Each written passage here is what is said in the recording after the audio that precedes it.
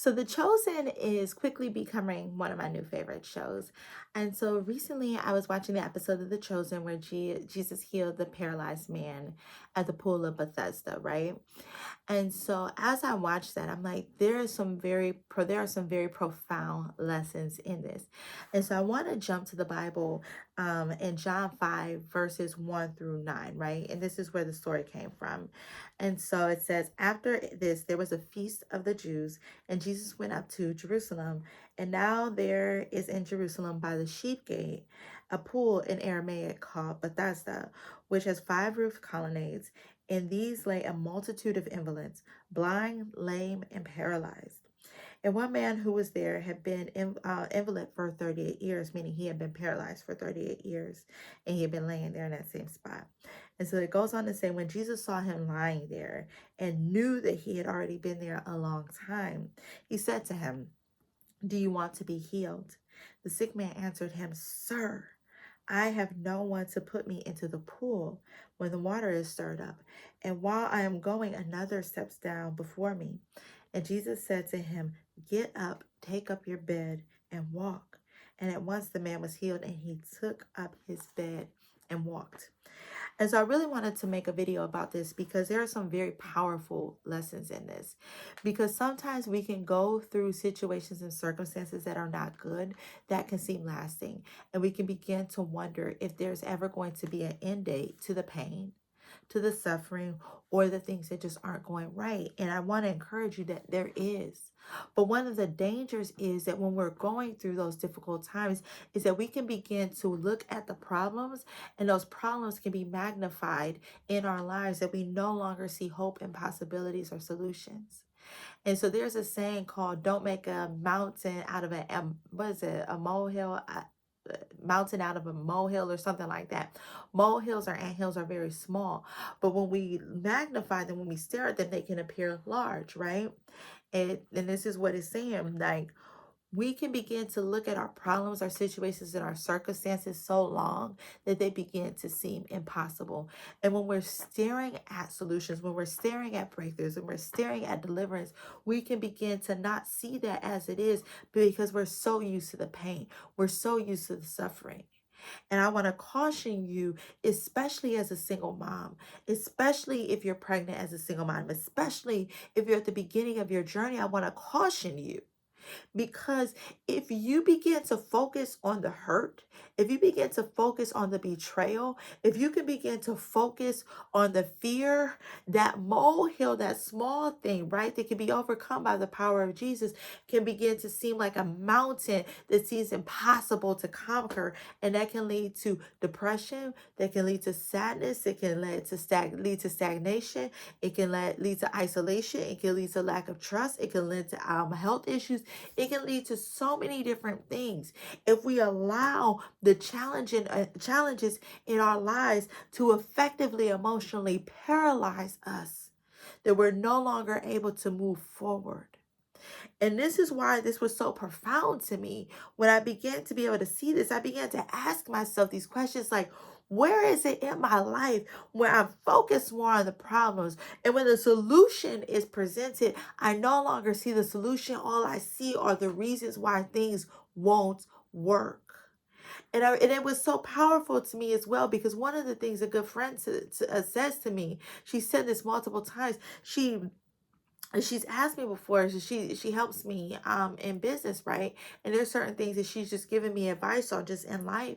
And she said, "Why is it that every time I come up with a solution, you challenge me and push back about why this won't work?" And I made a video before about how I stopped showering. This came up a couple of years ago, back when I would reach out to a friend. I'm like, I really want to start showering, but I just don't have any time. I have all this stuff going on. So I need you've been doing this single mom thing longer than me. You're also an entrepreneur as well. Can you please give me some advice on like how I can fit a shower in my schedule? And I remember she said to me some of the same things. She said, every time I come up with a way that you can integrate a shower into your schedule, you come up with a reason why that shower won't work at that specific time and why you can't shower. And she said, it's not about your schedule, it's emotional. And you need to deal with whatever thing emotionally is going on that's causing you to come up with reasons for why you don't want to shower. And at that point, I realized that it wasn't about the shower. It was that I did not believe that I deserved to be clean. Why? Because I had been holding on to pain for so long, because I was holding on to these narratives and these stories that I repeated over and over again about why the twins dad left, why friends abandoned me, why all of this stuff happened, why, right? That I began to become so emotionally invested that that pain became a part of my identity, and I was unable to move forward to the point where I no longer believed that I was worthy of being clean.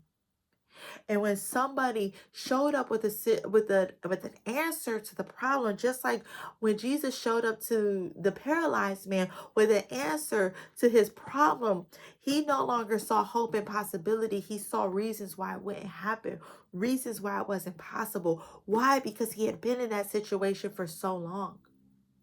And the same thing can be true in our lives if we don't check it early. If we don't get to the point where we recognize our need for healing early and we begin to deal with the pain, we can begin to deal with the disappointments, we begin to deal with the betrayal, we begin to deal with our lack of worthiness. Because when someone exits our life, especially if it's done in a hurtful manner, we can take on their words as our identity, and it's not. And we can begin to think about all the ways that we try to fix things in our own strength, all the ways that we tried to make that person stay, all the ways that we tried to be a good friend, all the ways that we tried to show up. I know I dealt with workplace bullying for 2.5 years. And you know what it did? It nearly broke me emotionally. I began to define myself by the things that the bully said. I started to believe that, just things wouldn't work, right? Because everything that I tried to do to make these people treat me better, it never worked. Matter of fact, it backfired. The more I tried to get them to like me, the more work I took on, the more projects I took on, the faster I turned around these projects, the more they hated me. And I stopped trying after a while and just dealt with it, right? I figured that that was just I just needed to get through the day in order to get home and have some peace. And as I thought about the depiction of this paralyzed man at the pool of Bethesda in The Chosen, the guy initially was like hustling to try and get into the water. And then, he realized, okay, maybe if his mat was closer, then he would have a better chance of getting into the water. But then after not being able to get into the water and dealing with those disappointments, his mat was far back again because he stopped trying. And that's a danger, a loss of hope. That's a danger, a loss of faith. When we get to a point where we're so broken, so defeated that we lose hope and faith, that's when we give up. But God isn't calling you to give up. You have children that need you to be there for you to be there for them. You have a hope and a future that God has uniquely created you to be and to live out. He has created you uniquely to be who He created you to be. So I encourage you, don't lose faith. It might seem impossible. An unplanned pregnancy seems impossible. And then when you deal with the unplanned pregnancy, you're trying to heal as well as build up your finances, build up your support system while you're still pregnant, right? Dealing with the pregnancy symptoms, trying to build things up quickly to get things in place for you to be able to land right, to be able to be victorious. And in that, and trying to deal with that and trying to navigate all of those things, it's easy to give up hope. It's easy to wonder if you're going to have joy. It's easy to wonder if someone's going to love you again. It's easy to wonder if God is going to bring the support systems or the finances to be able to make all of it work. But He will. But if you give up hope, you can end up at risk of being in the same position as this paralyzed man for 38 years, right? Who had no hope and could not even see when hope was in front of him.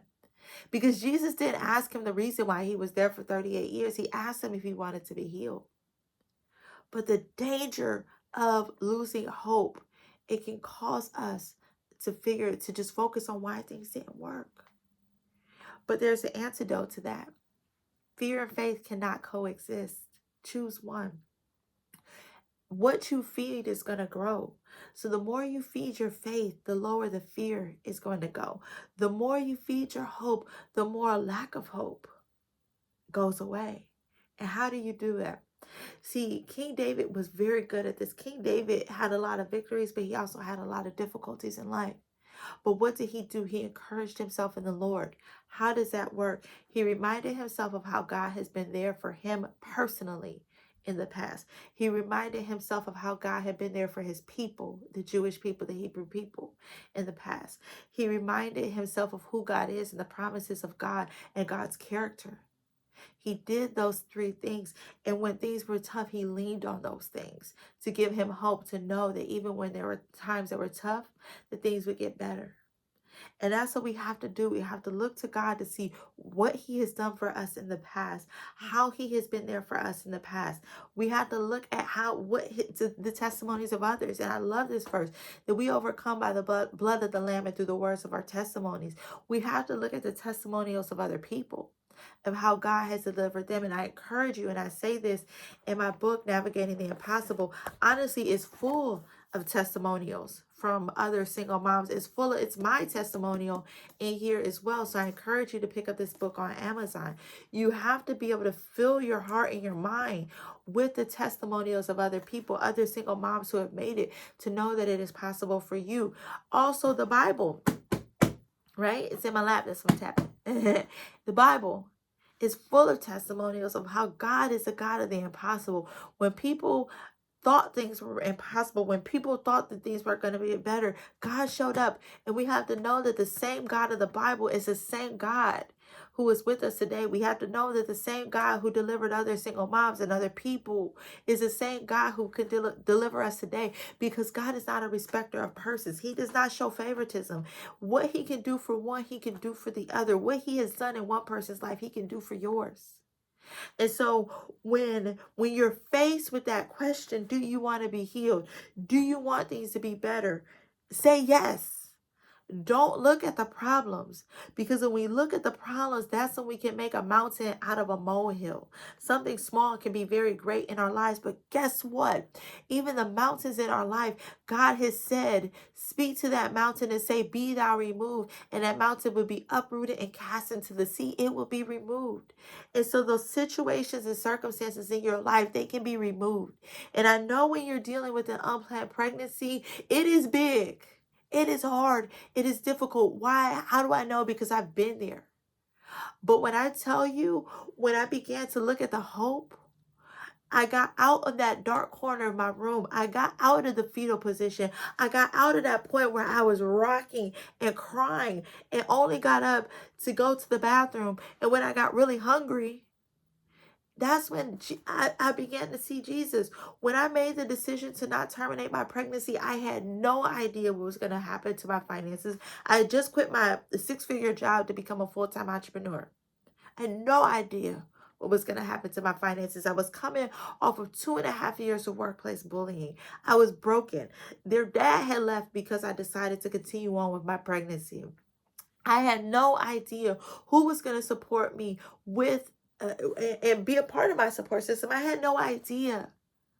But all I knew is that God was calling me to continue on with my pregnancy. And I knew that if he called me, he was going to be there for me. I had no idea what it looked like. I had no idea, and I was terrified. But God showed up in some of the most unexpected ways.